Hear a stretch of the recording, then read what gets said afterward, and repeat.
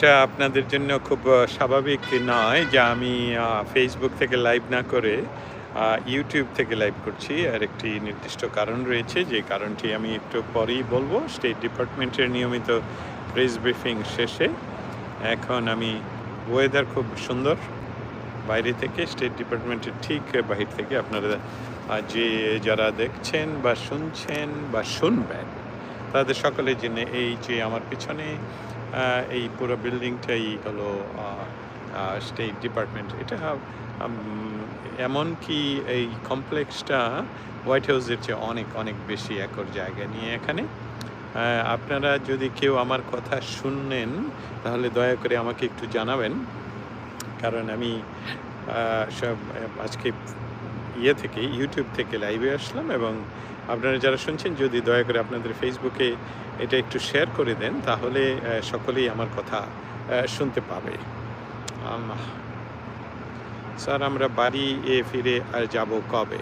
বাংলাদেশের যে দুরবস্থা, যে রাজনৈতিক দুরবস্থা, সেই সকল কিছু নিয়েই আসলে স্টেট ডিপার্টমেন্টে প্রতিনিয়ত কথা বলার চেষ্টা করা হয়। কিন্তু আপনারা জানেন যে আমি বাংলাদেশ এখানে রিপ্রেজেন্ট করলেও এখানে পৃথিবীর প্রায় সকল দেশের সাংবাদিকরা এখানে উপস্থিত থাকেন। অতএব সেই বিষয়গুলো যেমন জানেন যে মধ্যপ্রাচ্যের গাজা ইসরায়েল কনফ্লিক্ট, চায়নার সাথে আমেরিকার ট্যারিফ নিয়ে, নট অনলি দ্যাট, ভারতের সাথে পাকিস্তান, মিডল ইস্ট, সিরিয়া, বহু বিষয়, এবং অনেক যে সকল সাংবাদিকেরা উপস্থিত থাকেন তাদের প্রশ্নবাণে আমাদের যে যিনি ব্রিফ করেন তিনি এই প্রশ্ন নেন, উত্তর করেন, তার ফাঁকে বাংলাদেশ নিয়ে প্রশ্ন করার সুযোগ এবং সময় তৈরি করা একটি সিরিয়াস বলবো যে মোমেন্টাম আমাকে তৈরি করতে হয়। আজকে আমি উপস্থিত ছিলাম, পুরাটা সময় উপস্থিত ছিলাম। চেষ্টা করেছি আপনাদের বাংলাদেশে যে মব কিলিং হচ্ছে, বাংলাদেশে যে মানুষকে বাড়ি ফিরতে দেওয়া হচ্ছে না, বাংলাদেশে যে মানুষের বাড়ি পুড়িয়ে দেওয়া হচ্ছে, বাংলাদেশের মানুষের যে ব্যবসা পুড়িয়ে দেওয়া হচ্ছে, এই সকল বিষয় নিয়ে স্টেট ডিপার্টমেন্টে আমি উপস্থিত থাকি কথা বলার জন্যে। আর যেদিন সুযোগ হয় সেদিন আমি কথাগুলো বলতে পারি। তো সার্বিকভাবে প্রতিনিয়তই এই তথ্যগুলো, এই প্রশ্নগুলো তাদেরকে পাঠিয়ে দেওয়া হয় লিখিতভাবে, যাতে করে উত্তর পাওয়া যায়। যখন উত্তর আমরা পেয়ে যাই তখন সে সকল বিষয় নিয়ে আবার আপনাদের সামনে আমি উপস্থিত হই। আজকের বিষয়গুলোর মাঝে যে বিষয়গুলো ছিল তাতে বাংলাদেশ বা পাকিস্তান বা ভারত সম্বন্ধে কোনো বিষয় আমরা আলাপ করতে পারিনি। আরেকটি কথা আপনাদেরকে বলছি, সেই কথাগুলো আসলে বাংলাদেশের বর্তমান সরকারের উপর থেকে পৃথিবীর অন্যান্য দেশের যে আস্থা এতদিন দেখা গিয়েছিল তা দিন দিন খর্ব হয়ে যাচ্ছে। আপনারা জানেন যে ইতিমধ্যে হিউম্যান রাইটস ওয়াচ বাংলাদেশের বর্তমান পরিস্থিতি নিয়ে তারা যে রিপোর্ট প্রকাশ করেছে সেখানে সুস্পষ্ট করে বলা হয়েছে যে বাংলাদেশের বর্তমান সরকার অনেকটা জিঘাংসামূলকভাবে গত সরকার তথা আওয়ামী লীগের কর্মীদের উপর অত্যাচার এবং জেল জুলুম অত্যাচার করে যাচ্ছে, যেটা হিউম্যান রাইটস ইস্যুতে তারা শঙ্কিত, এবং এ বিষয়ে পশ্চিমা দেশগুলো যাতে অচিরেই বাংলাদেশ সরকারের সাথে এ বিষয়ে আলাপ করে সেই বিষয়গুলোর উপর তারা গুরুত্ব আরোপ করেছে। ইউরোপিয়ান ইউনিয়নের বিষয়টা ওঠে একই, যে আপনারা জানেন প্যারিসে আমাদের ডক্টর ইউনূস ফ্রান্সের প্রেসিডেন্টের সাথে দেখা করার আবেদন করেও সেই সুযোগ উনি তৈরি করতে পারেননি। সেই সুযোগটা যে তৈরি হয়নি এটার একটা গুরুত্ব রয়েছে। এর গুরুত্বটা এই যে ইতিমধ্যে যে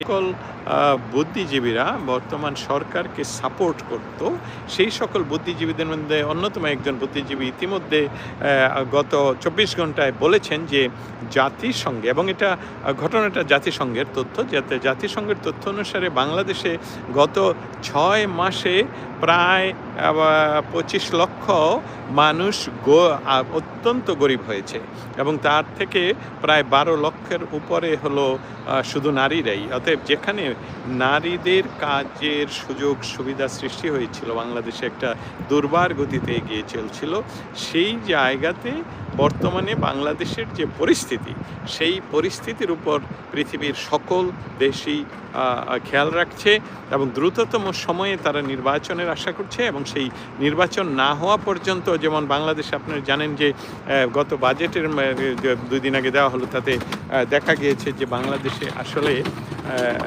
বিদেশি বিনিয়োগ ছাড়া আমাদের মতন দেশ বা আমেরিকার মতন দেশ, যেখানে আপনি দেখলেন আমেরিকার প্রেসিডেন্ট ডোনাল্ড ট্রাম্প কয়েকদিন আগে মিডল ইস্টের ধনী দেশগুলোতে গিয়ে ট্রিলিয়ন ডলার, বহু ট্রিলিয়ন ডলারের বিনিয়োগ আমেরিকাতে নিয়ে এসেছে। সেখানে বাংলাদেশের গত সরকারের যে কৃতিত্ব, গত সরকারের যে ম্যাজিকের মাধ্যমে বাংলাদেশে বিদেশি বিনিয়োগ আনা হয়েছিল প্রচুর, সে সকল যেহেতু এখন আর একেবারেই বন্ধ হয়ে গেছে, এই সকলগুলো একটা বিরাট চাপের সৃষ্টি ইতিমধ্যে করেছে ডক্টর ইউনূস সরকারের উপর, এবং সেই সাথে বাংলাদেশের সশস্ত্র বাহিনীর উপর থেকে যে চাপ, জাতিসংঘের উপর থেকে যে চাপ আসছে, ইউরোপিয়ান ইউনিয়নের উপর থেকে। আমেরিকার বিষয়টি এখনও আমেরিকা যে প্রলোভন ডক্টর ইউনূস দেখিয়েছেন, যে খ্রিস্টান রাষ্ট্র তৈরি করা এবং সেখানে করিডোর দেয়া, এই সকল বিষয়ে আমেরিকা এখনও ধীর গতিতে তার ধীরে চলার অবস্থানটাই ধরে রেখেছেন। অতএব বাংলাদেশের বর্তমান পরিস্থিতি নিয়ে আপনারা আরও একটা যে বিষয় দেখেছেন যে গ্রামীণ ব্যাংকের শেয়ার, প্রচুর শেয়ারের যে লভ্যাংশ, সেসবগুলো পে আউট করা হচ্ছে, এবং সেসবগুলো আসলে কার পকেটে যাচ্ছে, এই সকল বিষয়গুলোকে অবস্থা যদি আমলে নেওয়া হয়, তাহলে বর্তমান যে সরকার ডক্টর ইউনূসের, যেটাকে আমি শুধু বলি না, যেটা অসাংবিধানিক সরকার, এই অসাংবিধানিক সরকারের সাউন্ড নেই বলছেন, সাউন্ড নেই। আবার একটু জানতে চাই, আপনারা কি আমার কথা শুনতে পাচ্ছেন? যদি শুনতে পান তাহলে বলবেন। শোনা যাচ্ছে না, এখন শোনা যাচ্ছে, মাঝে শোনা যাচ্ছিল না আপনার বলতে। We can hear you, thank you. যে হ্যাঁ, শোনা যাচ্ছে, থ্যাংক ইউ সো মাচ। আমি কথা বলে যাচ্ছিলাম, তা এই ছিল। আমি এখন আমার পিছনে দেখবেন যে পৃথিবীর একজন খুব পরিচিত একজন সাংবাদিক, আপনারা যদি তাকে চিনেন, পৃথিবীর খুব প্রথম শ্রেণীর একজন সাংবাদিক, তাকে আপনাদের সকলেরই চেনার কথা। আমি একটু দেখি, ঘুরিয়ে দেখাতে পারি কিনা। এই যে তিনি, ওনার নাম আপনারা সকলে জানার, উনি অনেক সময় প্রেসিডেন্সিয়াল ডিবেটে ওনাকে দেখা যায় অ্যাঙ্করিং করতে।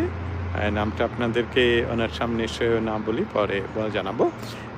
এই যে এখানকার এই ব্রিফিংয়ে এই সাংবাদিকদের, পৃথিবীর সকল শ্রেষ্ঠ নামি দামি সাংবাদিকদের মাঝে উপস্থিত থেকে বাংলাদেশ বিষয়ে প্রশ্ন করা এবং তাকে উদ্ধার করার যে প্রচেষ্টায় আমি আছি, সেটাতে আপনাদের সাপোর্ট সবসময় আমি পাচ্ছি। এই জন্য আপনাদেরকে ধন্যবাদ। আপনারা এখন থেকে চেষ্টা করব এখানে ইউটিউবে লাইভে আসার জন্য, এবং আপনারা যদি সেটা দয়া করে শেয়ার করে দেন তাহলে আমার জন্য একটু ভালো হয়। দেয়ালে পিঠ ঠেকে গেছে দেশের সাধারণ মানুষের, তাই সোজা একটাই প্রশ্ন, এতদিন আমার দেশ ও আমার প্রশ্ন কতদিনে? প্রশ্নের জন্য আপনাকে অসংখ্য ধন্যবাদ। ধৈর্য হারালে কি চলবে? একটা যে মেটিকুলাসলি ডিজাইন করে ডক্টর ইউনূসকে ক্ষমতায় আনানো হয়েছে বা ইউনূস ক্ষমতা দখল করেছে, তা কি এত আপনাদের সুসংগঠিত হতে হবে, আমাদের সকলকে সুসংগঠিত হবে। দেখুন, আজকে 9 মাস ধরে ডক্টর ইউনূস যেমন ক্ষমতায়, আমরা বা ডক্টর ইউনূসের প্রতিটি পদক্ষেপ যেসবগুলো উনি ভুল করছেন, মানুষের উপর অত্যাচার করছেন, সেই সকল বিষয়গুলো নিয়ে কিন্তু আমরা সোচ্চার। এবং আমরা প্রতিদিন সোচ্চার, প্রতি সেকেন্ডে সোচ্চার কথা বলছি। অতএব আমরা আমাদের কাজ করে যাচ্ছি, আপনারা আপনাদের কাজটুকু করছেন আমি জানি, এবং বাংলাদেশে উপস্থিত থেকে সেখান থেকে কাজ করা কত ডিফিকাল্ট সেটাও আমরা বুঝি। তবে যে যার অবস্থান থেকে যার যা কিছু আছে তাই নিয়ে যখন আমরা কাজগুলো করব, একত্রিতভাবে করব, তখনই দেখা যাবে যে এটার একটা বিশেষ সুফল আমরা পেয়ে যেতে পারি। আর সেই সাথে অন্যান্য অনেক বিষয়ে বিশ্লেষণ করা রয়েছে, সেসবগুলো নিয়ে আপনাদের সাথে আমি আবারও কোনো এক সময়ে আসব। এই ছিল আজকের স্টেট ডিপার্টমেন্টের পর্ব। ভালো থাকবেন, আবারও দেখা হবে। আপনাদের প্রশ্নের উত্তর আমি পরে পরে নিজে লিখে জানাবো।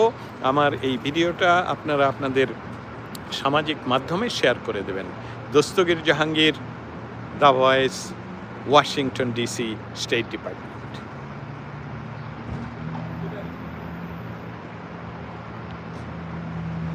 এখন এটাকে খুঁজে বের করতে হবে আমি এটা বন্ধ করবো কিভাবে, তাই না? এখানে বোধহয়